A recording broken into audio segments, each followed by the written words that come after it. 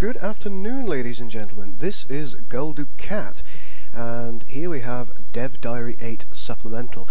I spoke a little bit in our last Dev Diary in the text about how far we think we've got at the moment, how far we think we've got to go. Two of the things I mentioned in there were asset management, which is our ships, our stations, etc., and of course our iconography. Now I want to show you a couple of new things. So here we are in our dev build of the game. Now dev mode is something that we use to test for errors, and it's also something that means we can do things faster, we can do tests faster, balance testing, etc. So what we're going to do is we're just simply going to play on a tiny map, and we're going to go for the Cardassian faction. Because today we have a new ship for the Cardassians. Max has just finished his version of the Cardassian class vessel. So we're going to build one of those, and we're going to show you how we make that into an icon. Hopefully you're all interested in seeing that, because it's what you're going to see. Now, some of the dev team have been repurposed for the time being because they're not currently making ships. Those who are able to use Photoshop and other art assets, they are actually starting to make a few icons for us, because we're going to see if we can break the back of those while the rest of the art team is continuing to work on the ships. It just gives us one less thing to do, one more thing to tick off. Right, here we are starting a game as the Cardassians. Now the first thing I want to do is I want to press Control, Shift and Dot. This brings up a new menu here in the top left hand corner. That is unique to the dev mode. We're going to press Rendering. We're going to change our skybox to I, because it's one of the most neutral ones. As you can see, it's pretty white light. Then we're going to come back, and we're going to go to A, which is Change Galaxy. B, which is Overrides. Oh no, we're not. We're not going to do that at all. We're going to go to Spawn Entity first. We're going to go Active Player, that's me. Frigate, Cardassian, and we're going to find the Coronas, which is H. Standing by. There it is, and here is the new Coronas class vessel. Hopefully you like her. She looks pretty good. We actually came across this model, and it was based on, I don't know if you can see the shape, but it was based on one of the Kazon torpedoes. But we really liked the design. Somebody went to a lot of effort to make this, so we decided to try and render it out and make it in-game. Hopefully you like what you see there. It's looking pretty good to us. Okay, so how do we make this into an icon? Because you'll see that right now, if I just click here, the Coronas class doesn't have an icon. That's currently a Federation... What is that? I know it's the Siege ship, but I can't remember the damn name of it for the life of me. Okay, so let's get rid of this menu. Other things that we want to get rid of. We want to make sure the iconography isn't showing up. Let's get right above it. Stick it in the middle of our screen, pointing as upwards as we can. That looks pretty good to me. And we're just simply going to take a screenshot. And that's that. That's the responsibility for the Coronas done itself. As you can see, it's also here. Now we've done a lot more of the iconography, which I will show you in full bloom. We're going to set up quick play. That gives me all research, and it also gives me a number of other things, instant build times, etc. Now you can see that we've only got some of our centres actually done when it comes to iconography. For example, this. That's because we're waiting for more assets. We're going to build some of these as well. Good old instant build. You can't go wrong. Right. This is in fact the Cardassian Culture Centre that you're seeing here. This is a model made by Phoenix, who is one of our excellent modelers. Beautiful. And over here, where is it? Where is it? Is the Cardassian Frigate Station. Max is currently working on what will become the Cardassian Capital Ship Station. I'm sure you'll really like it when it comes out, and you'll see some screenshots, but as you can see, it's not finished quite yet. But let's have a look at these icons. There we go, this is what we've got at the moment. This is all set to become the Cardassian Capital Carrier. But as you can see, the model isn't finished yet, so we've just got a placeholder in for the time being. And the Coronas isn't in there yet. So what can we do about that? Well, I'm going to show you all if you're happy to do so. So let's just minimize that. Right, here we are on Photoshop. We have got a nice little template here for what we want for the Cardassian ships, and I've recently taken a screenshot of the Coronas itself, and what we're going to do is we're going to open that inside Photoshop. There she is. Let's just make this full screen so I can see what I'm doing. That always helps. So what do I do in order to get the Coronas into its right thing? Well, we're going to go for the polygonal lasso tool.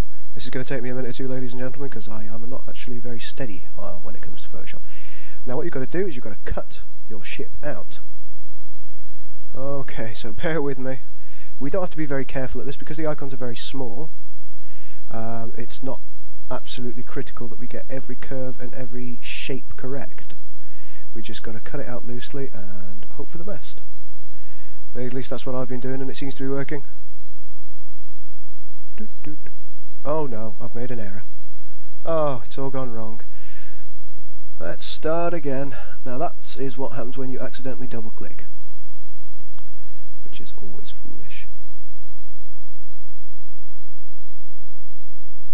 Here we go, we are once again attempting to cut the damn thing out.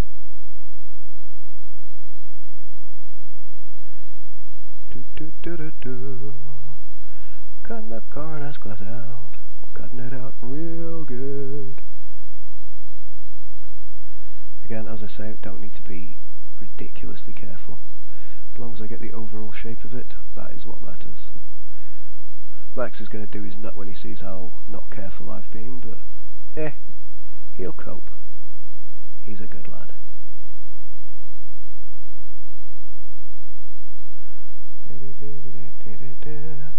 Cutting the Coronas out.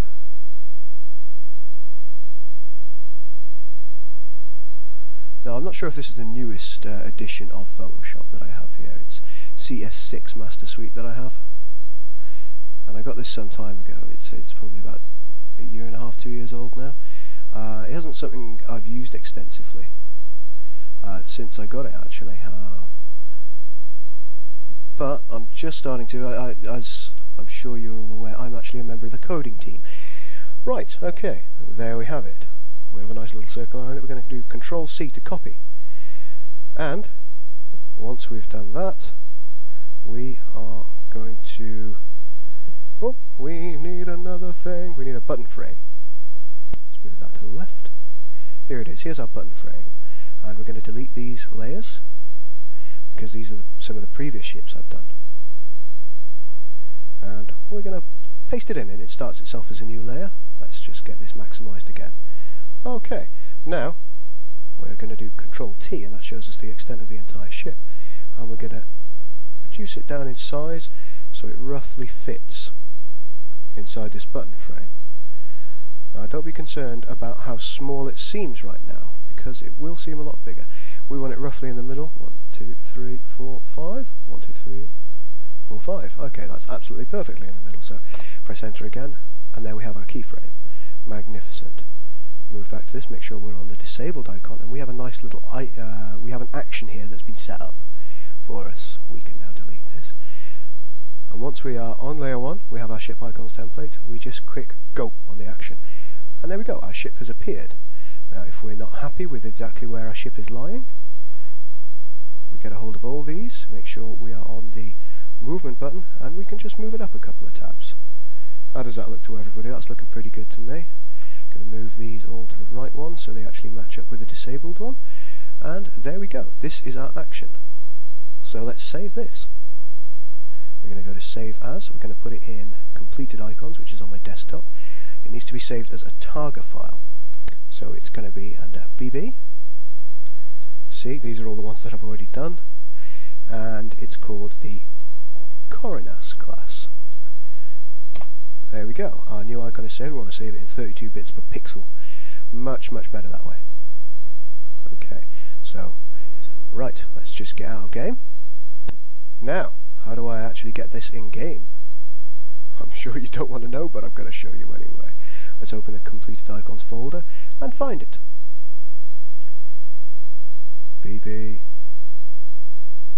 Coronas, there it is. So we're going to copy it and paste it into our textures folder. There it is. Magnificent. It's in our textures folder now, in our dev build. And now we're going to go into window file. I've been saving these things in screen in-game brushes because it makes sense to me. We're going to need one more brush here. Oh, 685, there we go. And we're going to copy this because I know that this is the correct size from previous experience. Previous experience was in fact only about 10 minutes ago. So BBC Coronas, and we're going to save the file into all of these states. And now what these states do is these numbers here, they denote where where its capture starts and ends on the picture. That's why our particular Coronas, it's got 4 pictures, and what each one of these groups of numbers here do, as you can see it says disabled here. So what this is doing, it's denoting from here to here in a box. So it knows it's that size, and it knows that's where it's got to capture for the disabled segment, and that's why it's saved under states. Right, we've done that. One check that's very, very good to do is highlight brush, do Control F, and you simply go to count. And there are 686 matches there. So let's just match our cases. 685 matches in total. Right. We'll go right to the top. 685. So we've got that correct. We Control S to save.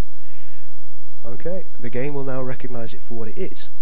And we're going to go into game info, and we're going to click on C, and we're going to find the Coronas.